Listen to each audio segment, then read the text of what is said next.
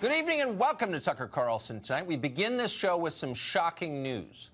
Lying has been detected here in Washington. Mendacity, deceit, duplicitousness, saying things that aren't true. The hair on my arms is going up just telling you about this. But it happened, and we can prove it. Now, to be clear, news anchors didn't do it. News anchors don't lie. They're good people. Neither do professional cable news commentators, the one making millions on the side as lobbyists for foreign governments or big multinational corporations. Commentators always tell the truth. And that's why they and their scrupulously honest news anchor friends are so utterly disgusted tonight, horrified really, by what retired General Michael Flynn has done. Watch their stunned reactions. Michael Flynn lied to the FBI. Flynn lied again and again and again to FBI agents. Just lied. Lies, lies, and more lies. Hold on for just a minute about who's significant and who's not. Flynn lied. The tone should be when you speak to a prosecutor, you speak to the truth. Everybody lied. Michael Flynn was betraying his country. Michael Flynn was betraying his office.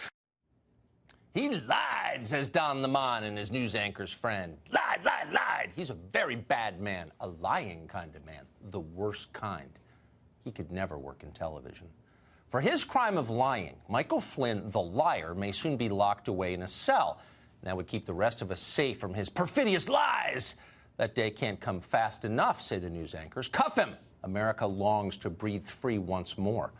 Michael Flynn will be 60 years old next week. The Washington Post calculates he faces 5 years in prison. And let that be a warning to all of us. That's what happens to people who lie in Washington. Or does it? From a golf course somewhere in Dubai, you can almost hear Bill Clinton chuckling softly. Lied under oath, still making 300 grand a speech. Not everyone faces the same penalties for lying, it turns out. Mark Zuckerberg came to Washington last spring to talk about Facebook. That's the soul-destroying social media company that has made him a multi-billionaire. While in town, Zuckerberg stopped by the Congress where, and you might want to ask the kids to leave the room for this, he lied. Yep, don't tell Don Lemon, but Mark Zuckerberg is a liar. Watch him do it. This is the most important principle for Facebook. Every piece of content that you share on Facebook, you own, and you have complete control over who sees it and how you share it, and you can remove it at any time. Are you willing to give me more control over my data? Senator, as someone who uses Facebook, I believe that you should have complete control over your data. Yeah, you have complete control over your data. You control who sees it, you own it. That's really the most important principle at Facebook. Mark Zuckerberg says so with a completely straight face. The only problem, it was a lie. Sorry, kids. According to a piece in the New York Times, Facebook does not actually allow you or anyone else to control your data. Not at all. In fact, they secretly hand over your data, personal data, to other big tech companies. Now, that decision has made Mark Zuckerberg even richer, adding on to the house in Hawaii, probably.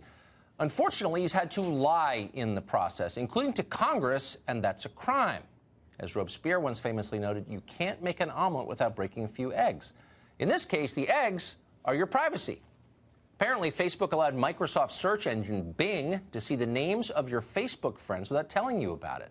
Facebook also allowed Netflix and Spotify to read your private messages without telling you.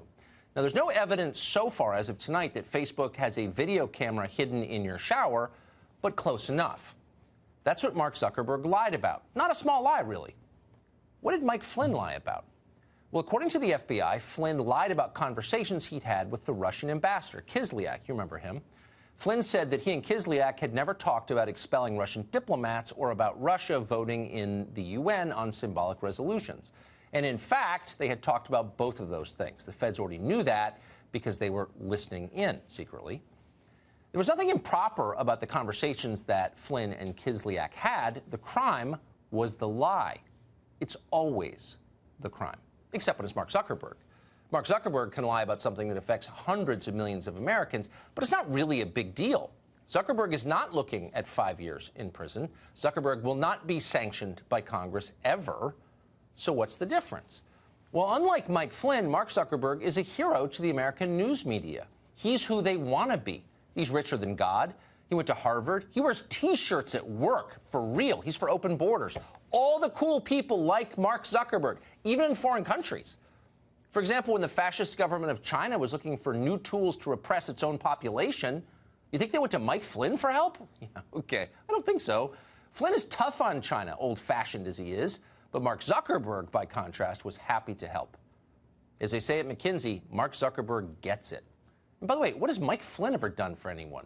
33 years in uniform? That's not very innovative. 2 lies told by 2 high-profile Americans. One is going to prison in late middle age. The other will be available for like 40 years for commencement addresses and awards dinners held in his honor. That's the tale of Mike Flynn and Mark Zuckerberg. It tells you everything.